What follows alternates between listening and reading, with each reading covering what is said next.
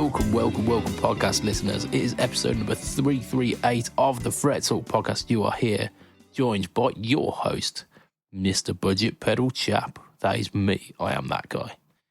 You are also joined this week. Who is that? Can you hear him?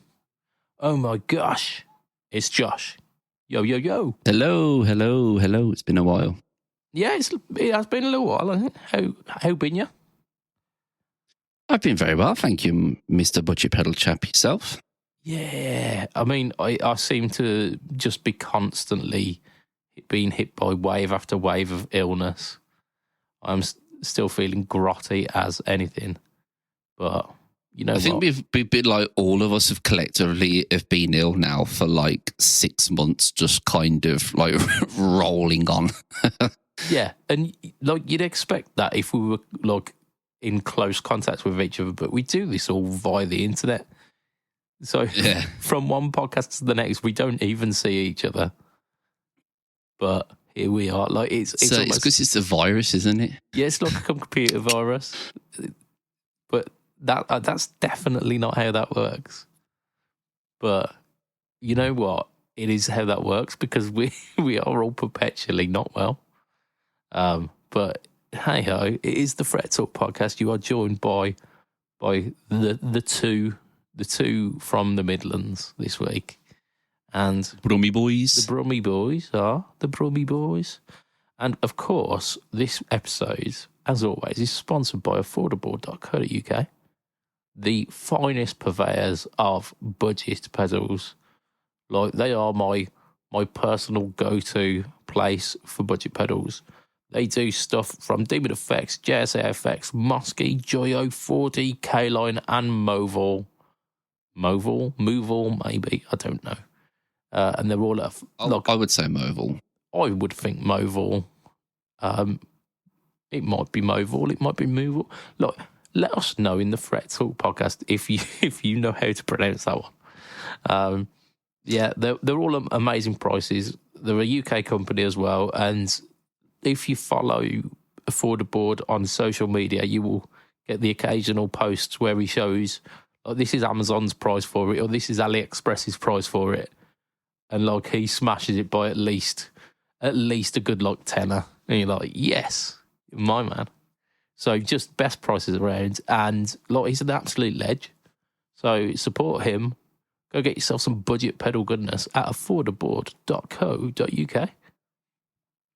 And as a peek behind the curtain, he's also sending me a couple of pedals soon to be coming on the Pedables of Doom channel. Nice. He sent me actually some Movil ones this week.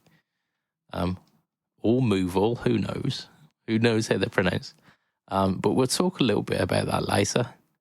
I'm reasonably impressed, and I'll tell you a little bit more because that video will be out by the time this podcast is out. It's not out yet, like on date of recording, but for you beautiful listeners, you will be able to hear it over at the BudgetPedalChap YouTube channel. But before we do that, the tradition dictates that we do a certain type of news first. We do some shit news of the week. Shit news of the week. We need like a little catchy jingle. We do. It's definitely not going to be that because that weren't in any key. But we've got shit news this week. We have got so much to choose from because NAMM has been plentiful. It has been a field overfloweth with news. And the news is not all perfect news. I mean, I say that. I said this last week as well. It's not necessarily that the news is bad. It's just not as exciting as the rest.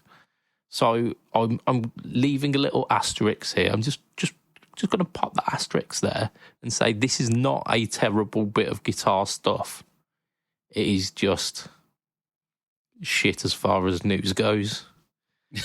Not even beating around the bush. Yeah, it's just not particularly exciting. And that one this week, unfortunately, goes to a company that I really love, but it goes to Blackstar. They've furnished us with a V4 of their ID core range. So for those who are not particularly in the know about Blackstar stuff, the ID series are basically like their like budget modelling amps. It's like their version of the Boss Katana. Yeah, essentially. I don't think like the Boss Katana's got a lot of analog signal path within it, and then there's like the effects are kind of DSP modelled, whereas I think the ID core is mostly leaning into that DSP modelling. And yeah, like they're fine amps. Don't get me wrong. Like I've played one of the original ID cores. I think Yeoman's lent me one of those for a little while. One of the ID core 10s, and I've got some absolutely banging tones out of it. And they're slightly the bigger brother was the ID TVP, which was like true Valve power. Yeah, well, it's like you got Valve emulating technology, so you could set a clean channel and then set the type of valve that you wanted that clean channel to sound like. It was really. I liked the KT88s because you could like the KT88s had a really nice low end to them. Yeah, and I thought that was a really cool feature. So like these amps have been out for a while, and they've basically they've revamped them, but the revamp it's okay. Like, don't get me wrong, it's fine, but it's just little tweaks on an amp that's already been out for ages. So hence the shit news. But let's have a little chat about what it's doing different. It's still got the quote unquote super wide stereo, which one of the effects on it. So it worked a bit like if you've ever used the old Spider amps, where they've got that like the rotary. The effects are on like a rotary, and they've got like the sweep of the pot is broken up into 3 sections, and you'd have like chorus, and then it go to a certain point, and you'd like the mix and like the depth and shit of the chorus would go up and up and up until you got like super wide chorus, and then it'd go on to the next one, which would be like tremolo, and then it'd be like, I don't know, like something else.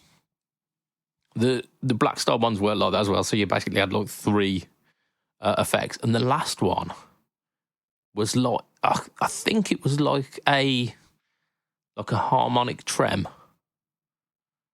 and it had this like wide stereo spread thing on it, like as wide as you can from like a tiny little 10 watts, which really isn't that much.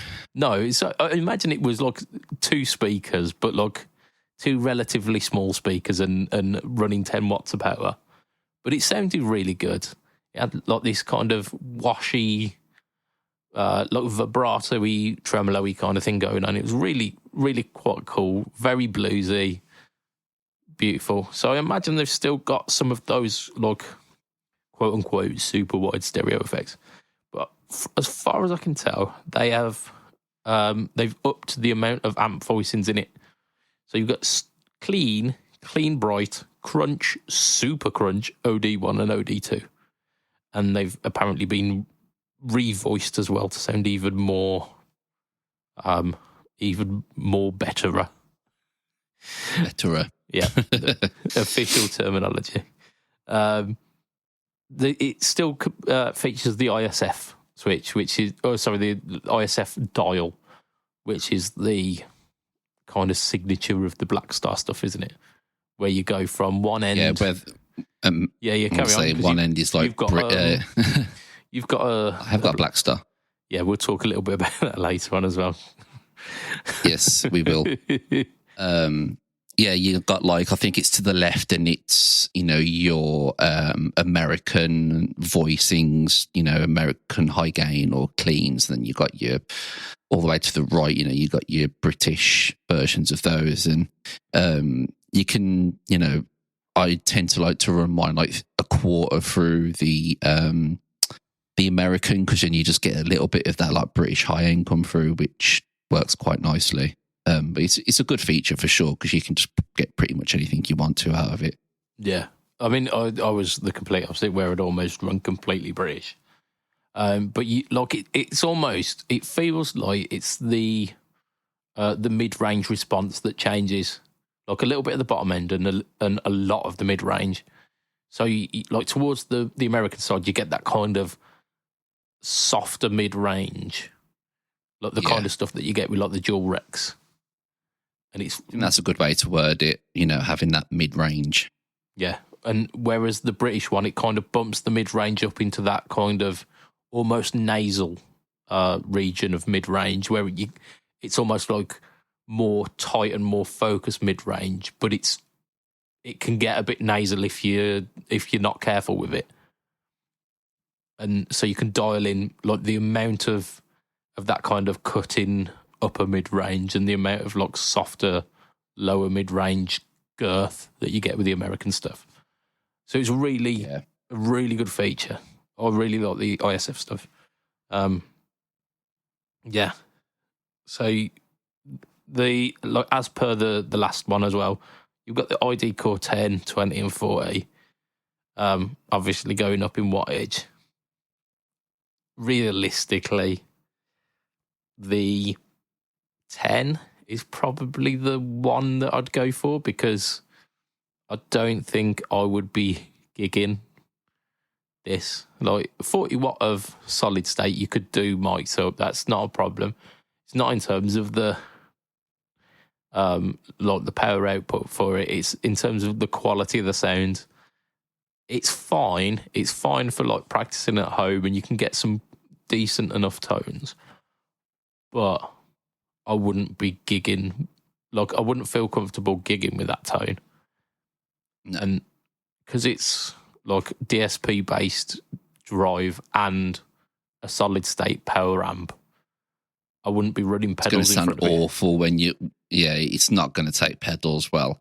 You might get away with it if you're just purely using it as like a clean amp and putting stacking drives on top. You might just get away with it, but I doubt it. Yeah, I mean, you'd probably be better off running each, like you'll have like presets on it and just running the presets and kind of foot switching between them. But honestly, if that's your plan and you're going for like the 40 watt and the foot switch, you might as well save that money and go for something like the Katana, which can take pedals a bit better, and do that instead. They have got on these new ones, they've got like a 1 watt attenuator mode. It's just like a button on the front, so you can run them as like practice, like really, really noise conscious practice amps, which is good. It's good. Like it's a feature that realistically, because these are practice tools, I think that's a wise choice for them. And it does work as a USB interface as well via USB-C, which like excellent for them for joining the 21st century. Because USB-C, you would hope doing something some other people aren't even doing. Yeah, I mean, you'd hope that by this point everyone would be running USB-C, but there's still companies that are sticking with the old like USB Mini. And it ain't right. Why? Yeah. Nobody wants this. Nobody asked for it. Exactly. I mean, the prices for them are pretty decent. I'll be honest. Like the prices are fine. I think it's 190 quid for the 10, all the way up to about 250 for the 40. It looks like. Yeah, 242, and then you can buy an additional foot switch on top of that. So it's not like they're based for the beginners, though, aren't they? Yeah. So yeah. I mean, people aren't going to be breaking the bank for them. Yeah, they're priced right.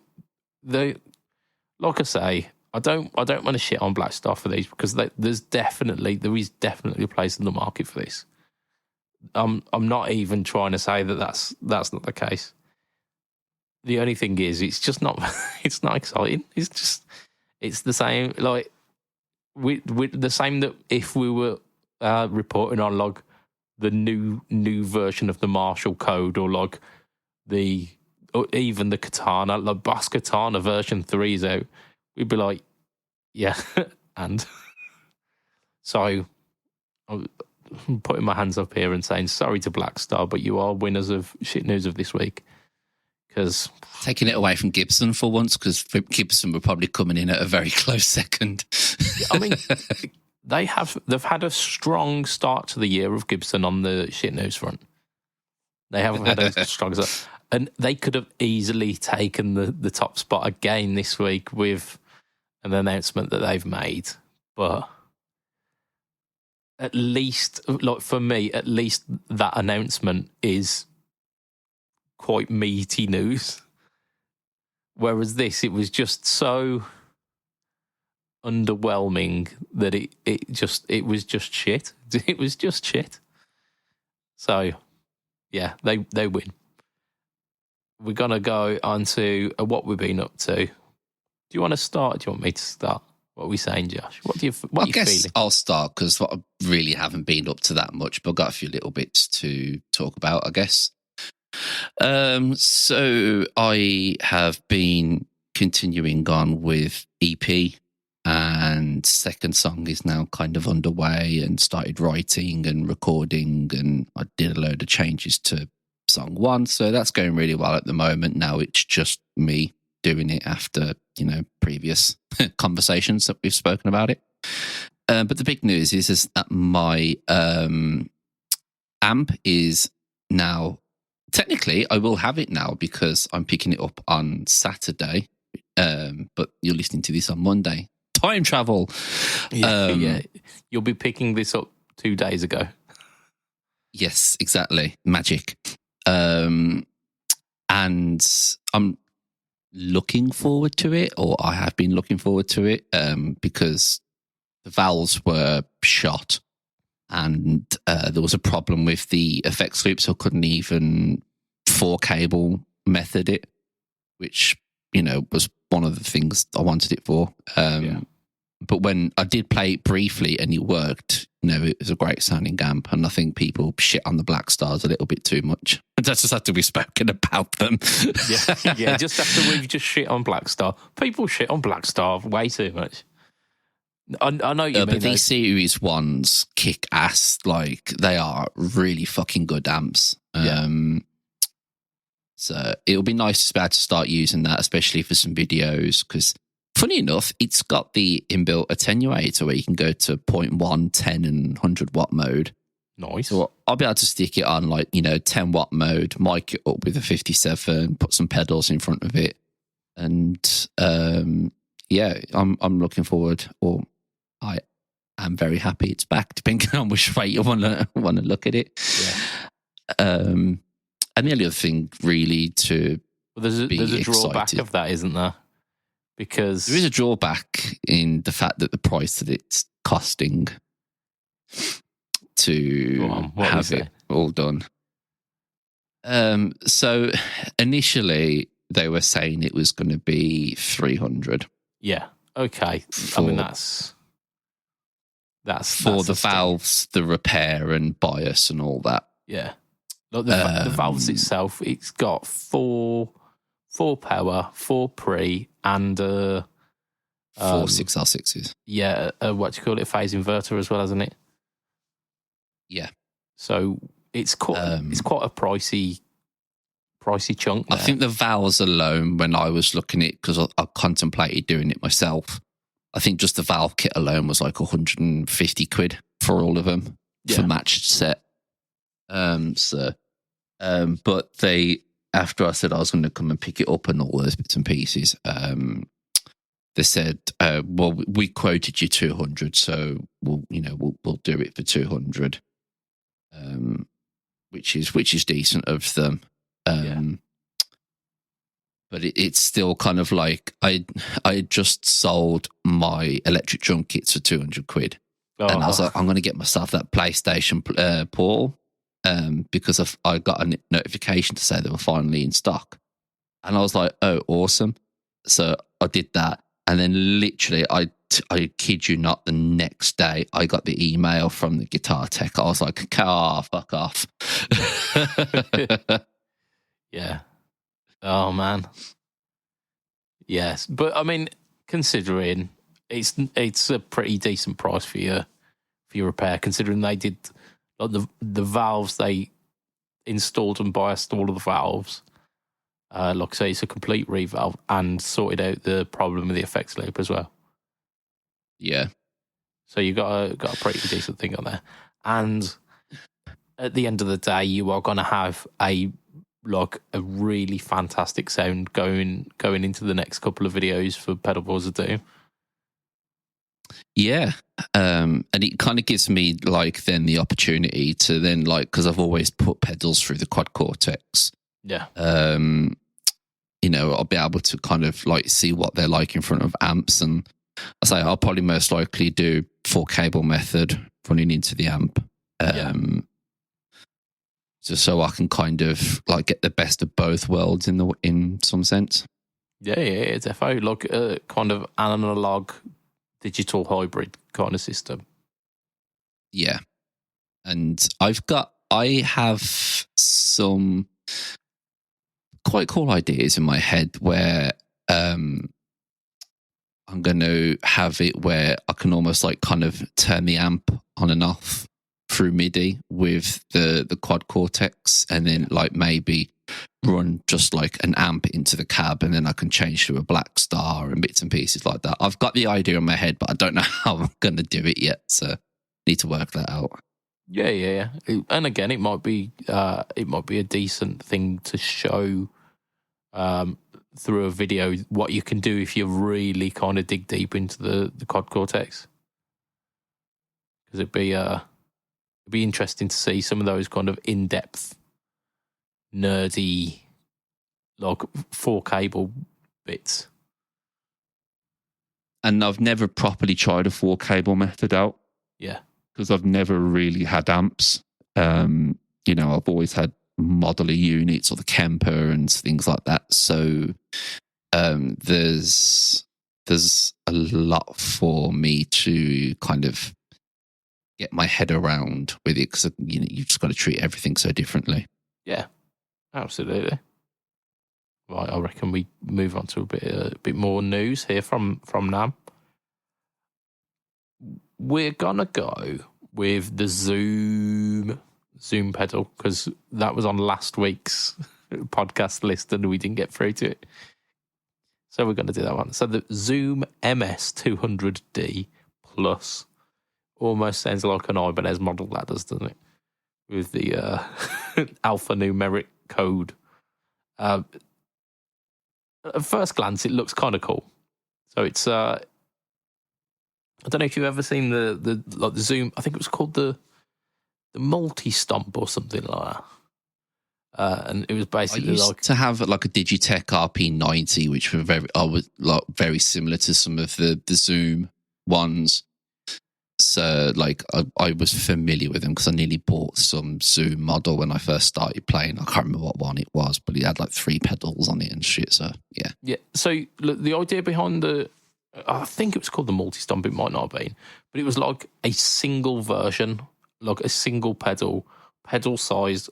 So if you think about the M5 by Line 6, but in a much more compact pedal housing, that was the kind of idea behind the. I'm saying multi-stomp. I'm not.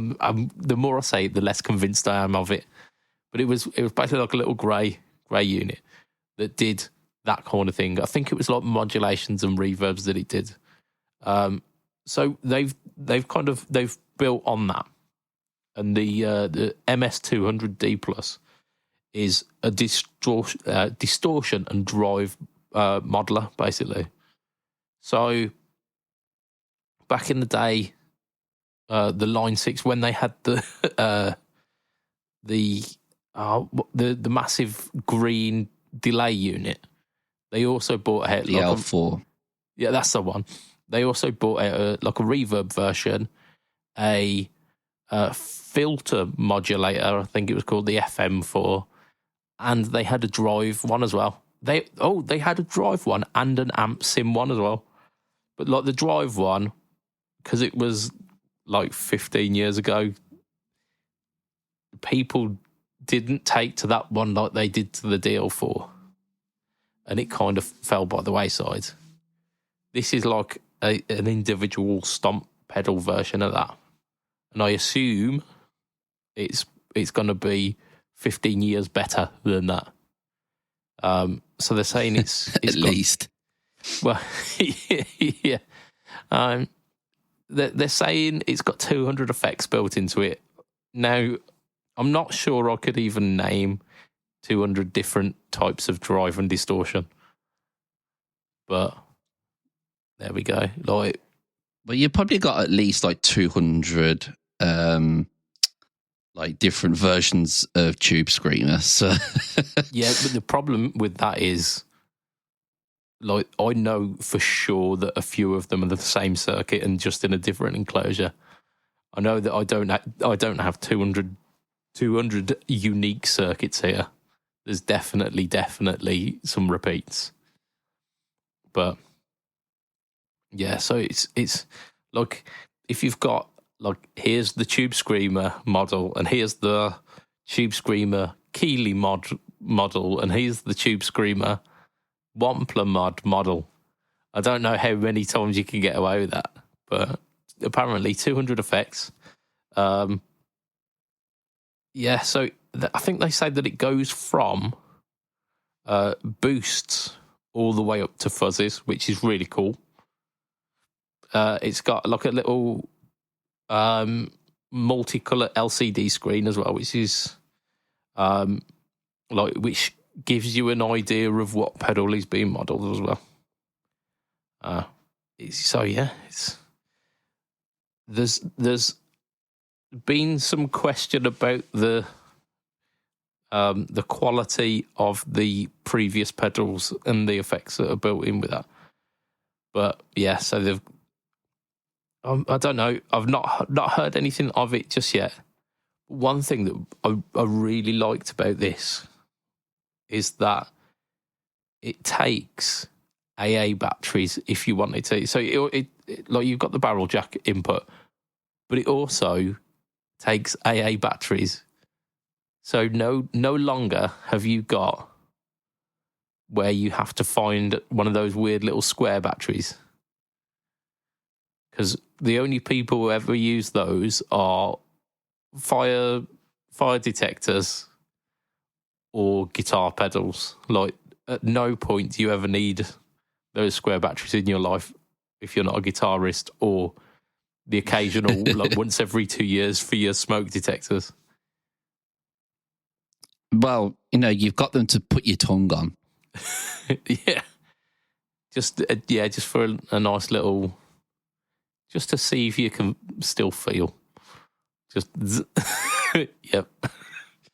But apparently as well, and this is a really cool feature, you can power it via USB-C as well. So it's got a USB-C input on the back, which allows you to power the pedal from it. So if you've got like one of those little power banks, you could like reasonably use that as a like a portable power station for your pedals, but just this one. So yeah, it's kind of cool. I mean, that's a vibe. It's something that I think if other pedal manufacturers get on board with it, it could be a real thing. Like, could be a real thing, because if pedals are getting power via USB, I have a feeling that it might be a slightly cleaner version of power than just this janky ass barrel jack that everyone decided that they'd go with in the 80s. I'd imagine you're probably going to get less like kind of background noise from it, I would assume. I mean, that we could only hope, can't we? And if you think about the like the profile of a USB-C cable, it's much thinner profile than a barrel jack. so you could get much smaller and much more compact powering units. Like if your power supply was all USB-Cs, it'd be a third of the size. I mean, I'm thinking anybody's actually going to do this, but like, I think if you were brave enough to gig one of these units, I think you'd be quite worried that somebody's just going to stand on it and snap part of the USB into the unit. But I mean, again, like I say, I don't think anybody's actually going to be actively gigging this unit. But I mean, the same could be said about a barrel jack. If someone stood on the back of a barrel jack, it'd snap. Yeah. So it's not something that I would particularly worry about, because people aren't getting close enough to my pedals that they're going to do it any damage. Yeah. But I like the idea. It's also got an inbuilt tuner as well, which is really good, because like that's saving you a space on your board as well, isn't it? Yeah. Real estate is real estate. You're damn right. And it is bright yellow. So, I mean, hats off to Zoom. Hats off to Zoom. Yeah, love it. Right, I'm gonna share a little bit about what I've been up to this week. I've got a few things. As I mentioned, I have been dabbling with Movol. The first of the line that I have demoed is the Falling Star modulated delay.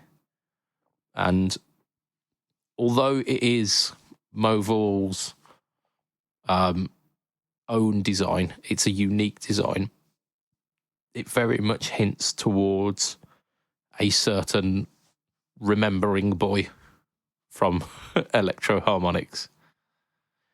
The old big box, super modulated, analog memory man kind of vibe.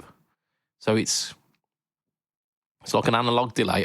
I'm pretty sure it's analog, because there's like when you proper crank all of the controls, you can hear a bit of the clock noise going on, which has got like that. It's got like a proper classic vibe to it. But then the modulation on it goes from, like, at the one side, it's almost kind of subtle chorus, and you can get kind of subtle chorusing sounds. But then if you crank like the rate and the depth, you get super wobbly vibrato.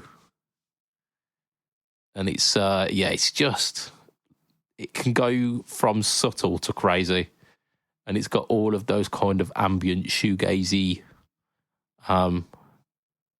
analog goodness that you would associate with the memory man. And I think, because I think they're only about like 30 quid. I think it's these good value of that. Yeah, I think they might be like the new EHX Memory Man killer, because like the Memory Man, like people moan about the new Memory Man pedals not being any good compared to the old ones, and like the old ones are like so like pedantic in like you've got to have the certain right power supplies, and like the switches aren't lasting forever and shit. So, and like even down to like the year of the run, they're going, oh, only these chips were the good ones. I think scrap all that off. Try one of these Movols. See if you're getting that vibe. 30 quid's nothing these days for a pedal. I mean, you've absolutely got nothing to lose. Absolutely. I also released a video on Pedalboards of Doom this week. So you've very much been holding the fort in terms of the videos, Josh. You've been doing 2 to everyone else's 1 recently. That's like just commendable. I took a break for a little bit. Yeah. But like, fortunately, we had our new chap, Ben, release his love letter to the quad cortex after the almost abusive relationship with the Kemper. Like, you don't realise how good you've got it until you've got the right one. And he found the right modeler for him. And then, like, so he talked about all the kind of the comparison points between the Kemper and the quad. And then this week, I released a video as a love letter to a pedal that I did on the BudgetPedalChap channel almost an exact year ago to this date. And it was the Wampler Triumph. So the Wampler Triumph, based on the circuit of the SD1 and the Bad Monkey, but with the added bonus of having a 3-band EQ. And I remembered back to the video from Josh Scott where he had a Bad Monkey and was basically making it sound like everything. Like, here's a clon. Bad Monkey can do that. Here's this obscure overdrive. Bad Monkey can do that. So I thought I'd do like a little budget pedal chap twist on that. And I was like, okay, we're going to pit the Wampler Triumph against all of the decent kind of sub £100 drive pedals. So we had a bunch of Boss pedals in there. We had the SD1, we had the OD3, and we hinted at the BD2, but I used Hinted being the key word. Yeah, because unfortunately I don't own a BD2, so I went for the TC Electronics Cinders, which on my channel has been an absolute, like, it's been a runaway hit. People have been like, oh my God, I can't believe how great that sounds. So we went for that as a kind of BD2 stand-in. So we got like 3 kind of classic Boss circuits, like the kind of the trifecta of blues drive over at Boss. And then we did the Nux Horseman as a clon. We did an entire like 3 budget tube screamers. We just pitted all of those against the Triumph. And for the most part, you can vouch for this, because like to my ear, they sounded almost pretty much as near as Damn It. Yeah, there really wasn't that much between all of them, I think. They all kind of had very subtle differences and nuances, but I think it definitely came down basically to just like which one you would prefer to spend the money on. Yeah. Like, considering we were pitting pedal, like, so the OD3 is probably about 70 quid's worth of drive. The SD1 is about 70 quid's worth of drive. The Boss Blues driver is closer about to 100 quid. Yeah, about 100 these days. So you're talking, like, even if you just had those 3 pedals, you're talking the best part of like 250 quid. Which, if you compare that to the Wampler, which can do the sounds of each of those for 100, like, you're onto a winner. It was definitely kind of going against some of like the heavyweights, I think, of kind of that pedal part of the market is it, as it were. I think the big surprise is kind of like the OD3, because it's not a pedal you see very often. It's a little bit more of a, I wouldn't say a niche, but it's one of the more or less common ones. And, that one was very surprising. But I think that if I was personally going to get one, I would have gone for the Triumph, because it just covers kind of what all of them do, but like in one box. Yeah. Because realistically, what you're going to do is you're going to find one of those sounds. You're going to find like the OD3 sound or the SD1 sound, and you're going to stick to it. Like, if you had an SD1, like, in fact, actually on the OD3 that I bought, because I bought it secondhand, there's like 3 dots next to each of the controls where the last owner went, these are the controls that I like. I'm keeping it there, basically. And that's what you do with drive pedals. You find your sound and you're like, that'll do. That's the one that I want. Whereas with this, you could go, okay, here's my SD1 sound. If I set this, and this to that, then I've got my SD1 sound. Or I could set it this, and this, and I've got my OD3 sound. there's those different options. So you could feasibly, like if you're recording some tracks and you want a little bit more of an open sounding drive, you set it to, rather than like your punchy mode, you set it to your other mode, your smooth mode, and you got a slightly more open sound. Or I really want like a clon style boost on top of this solo. There's no need to have to unplug your pedal and find another, like a clon sounding pedal. You can just kind of dial in a clonish sound with this, and you're there. Like it's like the Swiss Army of the drive world. Swiss Army knife, isn't it? This is what I need to get. Swiss Army drive. Yeah. I mean, they've missed the trick not calling it that, to be honest. But like I went into it thinking I might be able to get reasonably close with some of these, and then ended up blowing myself completely away with how close it got with the majority of them. It weren't absolutely bang on with everything, but it was close enough that you'd go, yeah, that'll do that sound. So it was a really fun video to shoot. It took me fucking ages. It took me so long getting all of those sound clips and like dialing in the pedals, but it was worth it. And it ended up being a really nice video as well. I think the pacing on it was really good as well. So if you have not already, dear listener, go check it out. Go to Pedalboards of Doom YouTube and just check that video out. See if you agree that like the Triumph does actually stand up against those. I think it was like 8 different drive pedals that I tested it against. Can we talk about the lovely new transitions in there as well? Oh, yes. Yeah, that I still need to share that with you guys, don't I? I created a nice little transition for the Pedalboards of Doom channel, like a new little transition, and it looks a little bit tasty, if I do say so myself. As the kids say, it looks pucker. Yeah, it does. Yeah, so I'm gonna have to find a way of sharing that one with you, because it's nice. It's nice. Right, let's do a bit more news. Shall we? What are we saying? Oh, okay.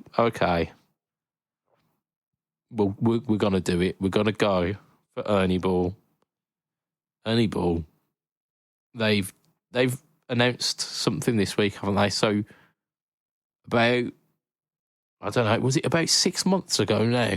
There was an announcement with Chapman Guitars, a real surprise announcement. Like one evening, we just saw this post, and it rocked everyone's world, because it was like, what, Rabia's leaving Chapman? Unheard of. And he announced that he was moving over to Ernie Ball, and this NAM was the announcement of it, basically, of what the fruits of that labour, weren't it? So we've got the Ernie Ball Signature Series Rabia Massard Sabre.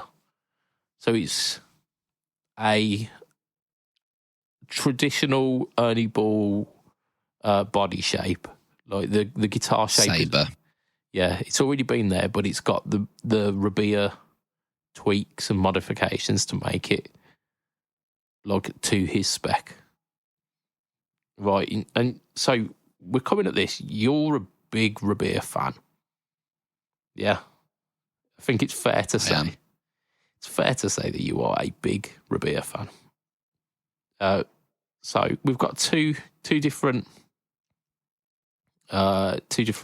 finishes for this. They're called Vile Bloodburst and Frenzied Flame. Roughly that translates to like transparent black flame and almost tobacco burst, like slightly more modern tobacco burst-ish. The darker of the two, like the transparent black, has got a dark fretboard, and the lighter of the two, like the tobacco one, has got like a caramelized maple Bored. Right. So it's I guess like kind of speak my part with it. Yeah. They're nice guitars. Don't get me wrong. They are absolutely beautiful. I think the necks of them look absolutely stunning. Obviously, I haven't played one yet. Ernie Ball are at the UK Guitar Show, so I'm hoping I might get a chance then to see. Yeah. I'm almost certain they'll probably be bringing one there.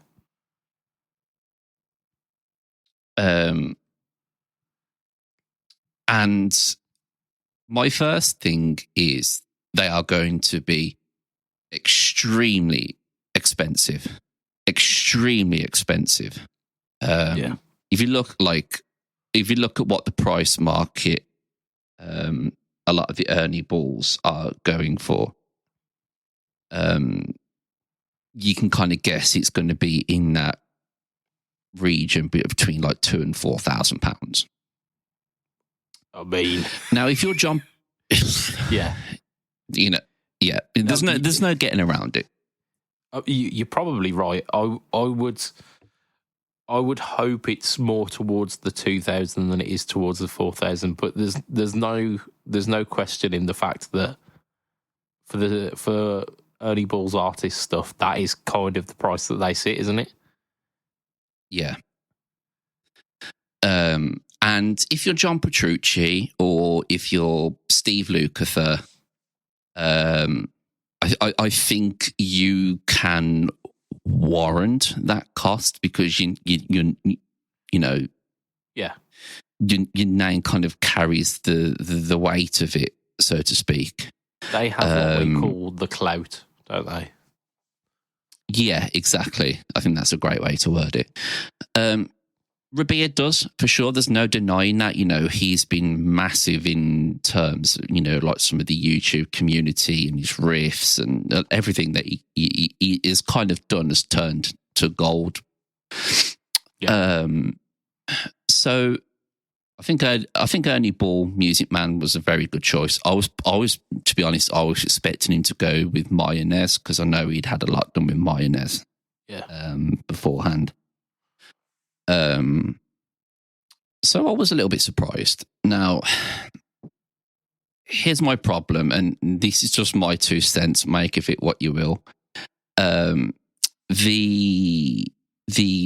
orange flame one looks, let's be honest, very, very, very close to what his first signature Chapman was like. It had that quilted, like flame maple top sort of look to it. It was bright orange, it was very, very similar. And then he did like the smoke version, that dark grey in a single cut. And again, that is kind of come together again with the second model, the darker File Bloodburst or whatever it is. I think there's a lot of similarities between the Chapmans there. Obviously, you're getting a lot higher quality with them, but I feel like he's almost copied and pasted parts of the Chapmans to Music Man's. In my opinion, I could be wrong. It could be purely coincidental, but that's the way I see it. I know for a fact from speaking to Rabea that he wasn't happy with some things that Chapman did when he left the program, which I think I had spoken about on one of our Patreons at some point, if I recall correctly. And whether he's whether he's kind of like used that as fuel with these Music Mans, I don't really know. But I think he has priced a lot of people that follow him out of the chance of having the guitars. I know he said that they're going to be doing a budget version, which is fine. But again, with Music Man, what's a budget version going to be? a budget version used to be 600 to 800 quid. Now you're talking, 12 to 1500 for a budget guitar, which is crazy when you think about it. Yeah. He knows what he's doing, but it's a lot. It's a lot for what it is. Yeah, the Mariposas have had sterling versions. The St. Vincent's have had sterling versions. They come in at about the kind of just under $1,000 mark, don't they? So, potentially we could be talking sterling versions in the works a little bit later on. Yeah, I think for sure. You're absolutely bang on with the fact that they are. It's kind of pricing outside of the scope of Rabia's clout. I think is that like the Chapman stuff, the 800 quid for the lower spec one, and like the 1200-ish for the like big spec one seemed about right, and it seemed like the kind of clout that Rabia would get. We've not got pricing on these, but you're almost guaranteed that it's going to be $2,000 plus for the full artist spec. And it's a lot of money. Like Rabia has got, like you say, he's got a massive YouTube following, but in terms of like the kind of clout for the band stuff that he's doing, it's kind of national, not international. And it's a big risk. It's really conflicting from my point of view, because Rabia's a friend. We've been friends for many years now, and I'm happy for him. I'm thrilled for him because it's a really good. It's such a great opportunity for him. But he is in that artist roster now of some very, very big names, and obviously with that carries some weight. Obviously they see he does that. Absolutely, they're not stupid. But I think like I said, I share the thoughts of a lot of people that they want this guitar, but it's just not going to be financially possible for a lot of people. And that was the great thing that he had with Chapman guitars, is that you could get Rabia's guitar for, absolute pennies. Yeah. That's what people loved. It was reachable, wasn't it? Like the £1,200 mark. It's a lot of money. Yeah. Look, but it's reachable. Like if you're a Rabia fan, you go, yeah, I'll spend that $1,200. Whereas 2K is that next kind of level, innit? Yeah. Some people absolutely can put that money down. You'll probably have some people that will go and trade 4 guitars for one of these. That's what people do, obviously, with their money is down to them. But, for some people that, unfortunately, that's just not an option. Yeah. Let's see how it kind of pans out, though. I am hoping that Rabia really does get a good go at this, and that it becomes as popular as the Chapman was, because like it's not a bad looking guitar, and it's got like it's got a vibe of the Chapmans, but like that next step of quality, that next step of prestige. So I'm rooting for him for it, because he just seemed like an absolute lovely guy. And yeah, it was time for him to kind of fly the nest, wasn't it? Because he was almost gaining as much clout as the brand that he was supporting. So at that point, it's time to move on. Right. We're gonna do one last bit of news today. And this is one that you would think would be my absolute wheelhouse, because it's a budget pedal brand. We're talking Donna. Donna have teamed up with Third Man. like Jack White and Third Man Records, or Third Man. I don't know. Are they just like a company? Third Man Limited? I don't know. But Donna and Third Man are doing a triple pedal called the Triple Threat. So the Triple Threat is basically like three Donna pedals in one, tweaked with the idea that it would fit any kind of well, I think Jack White says it'll fit any kinds of music, all genres, but maybe not opera. So we've got a distortion, a phaser, and an echo.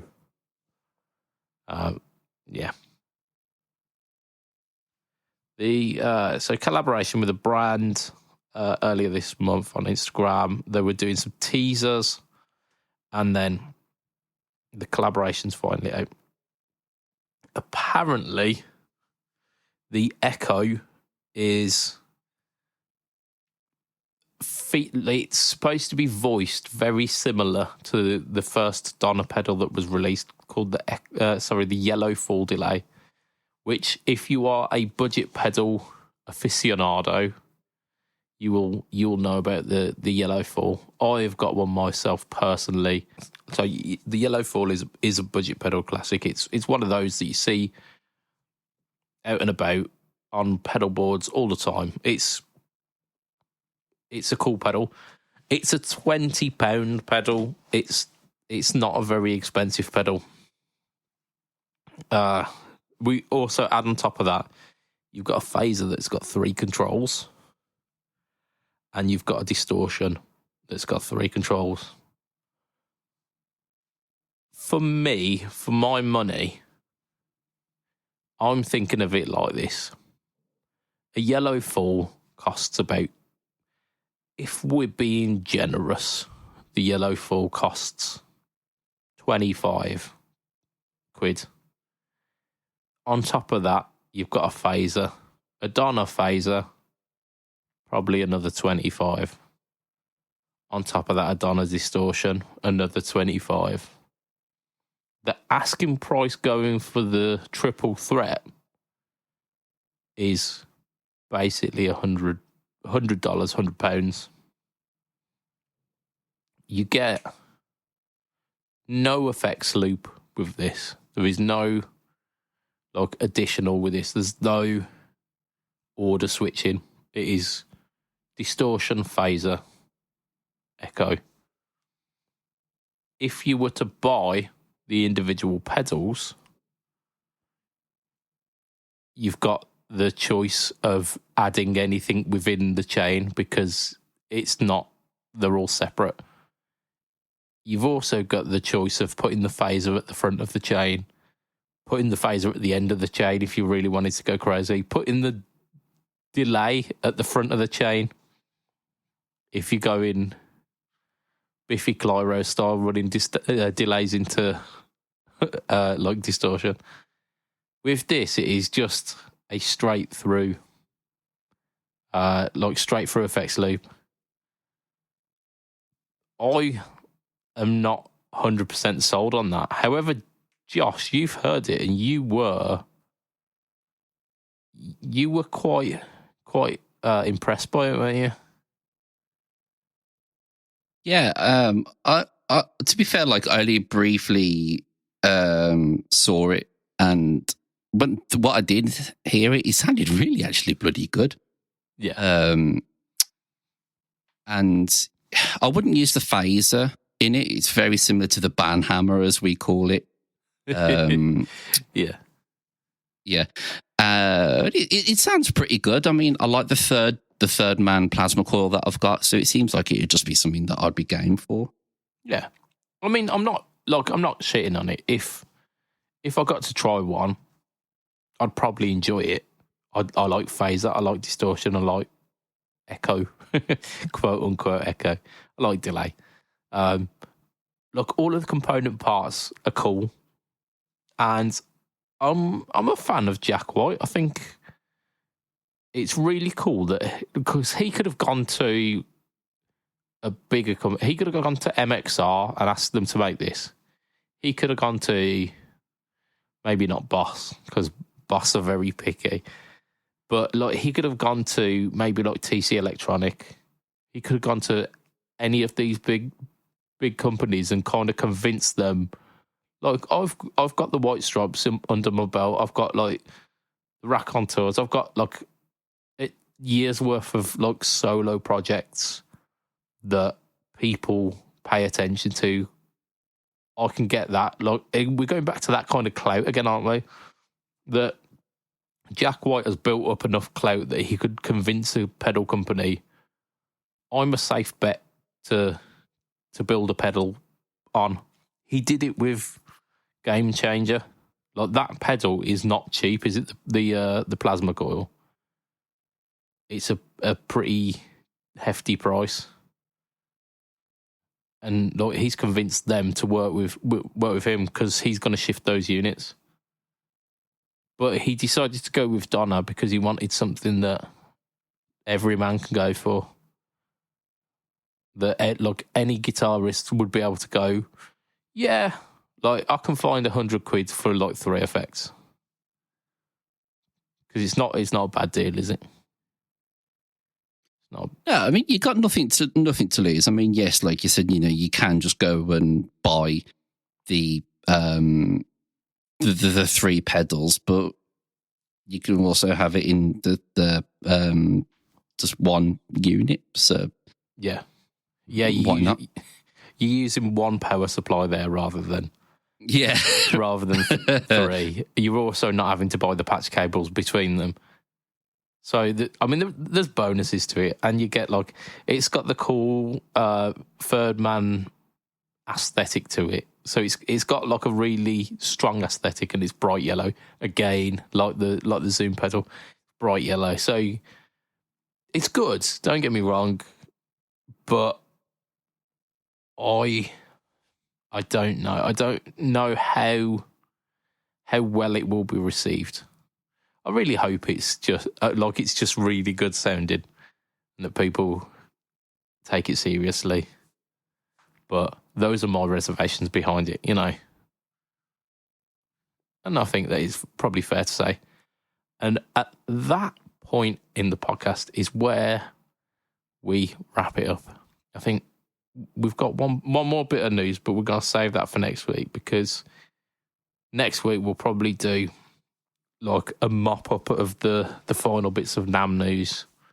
Then it'll be back to business as usual, I reckon. But before then, we're going to extend a thank you to our listeners. If you go into our Fret Talk podcast group, you can find a certificate that you can print out yourself and have as a thank you for making it to the end of the podcast. I think it was John Boy who put the comment that this certificate is clip art. It is art. It's very much kind of Windows 97. It's beautiful. Go check it out. Get into our Fret Talk podcast group, definitely. But I'm extending a thank you, listeners, for making it this far. I'm extending an extra special thank you to our sponsor for this week, which is affordaboard.co.uk. Maybe Affordaboard will be able to convince Donna that they need to sell the third man through Affordaboard. That'd be awesome. That would. I'd like to see that collaboration, Affordaboard and Donna. But yeah, so Affordaboard do all manner of awesome budget effects from Movil, and we got the JSAs and the 4D and DemonFX, Caline, just some good stuff. So check them out. Pardon me. And we're going to extend a final super awesome thank you to our Patreon backers who, for as little as $2 a month, you can be part of that exclusive crew. They are the coolest people around. And they are as follows. We've got Mr. Adam Yeomans. We have got the trifecta of Erector, Oh, Adam Yeomans. Where's he from? Chef Tone Effects. I forgot about that. I need to Did be. you forget about that? I need to be on my game. Shit. I blame the fact that I'm not feeling well this week, as I've been doing for the past fucking 6 months. Right, I'll start again. You know what? I'm going to start again. Let's do it properly. Adam Yeomans of Chef Tone Effects. There we go. I've got the trifecta of Erector. Got Mr. Huge Erection. We've got Mr. Mike Oxlong. We've got Mr. Gary Goldencock. We've got Mr. Ben Fletcher of Fletcher Pickups. We've got Mr. Brian Gower of the Tone Jerks podcast, the Second Button podcast, and the Off the Rails podcast. We've got Mr. Diabetes Foot. I do hope it's okay. And finally, we've got Mr. Jason Wharton of Pedalboards of Doom YouTube channel and his own very own YouTube channel. He has got to be so close to 1K subscribers right now. If you haven't already, go over to Jason's channel, check out his stuff. It's amazing. And subscribe if you haven't. If you want to catch me online, speaking of subscribing, speaking of that subscribing, if you want to go onto YouTube and go /BudgetPedalChap, I happen to have my own little YouTube thing going on. And you can find me at Instagram, Facebook, YouTube, and Threads. YouTube, of course, is the home to the No Talk or Tone series, which, go and check it out. This week we've got Movil Pedal, the falling star modulated delay. And just, subscribe if you haven't. Just be part of the crew. It's all going down over there. Josh, where can we find you? I want to find you online. You can find me at the Corona Mortis on Instagram. You can find me running the Pedalboards of Doom Instagram page as well. And you can also find me at Josh Castle TCM. Yeah, we can. Yeah. So from myself, Mr. Budget Pedal Chap, from oh my gosh, it is Josh. It will be a tatty bye and good night for this week. Ta-ra a bit. Auf Wiedersehen.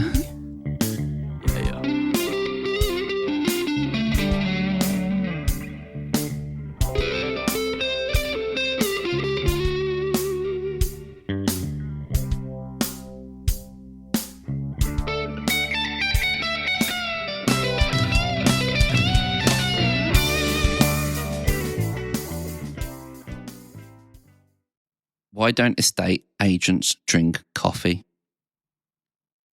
Why don't estate agents drink coffee, Josh? Because I like property. Way!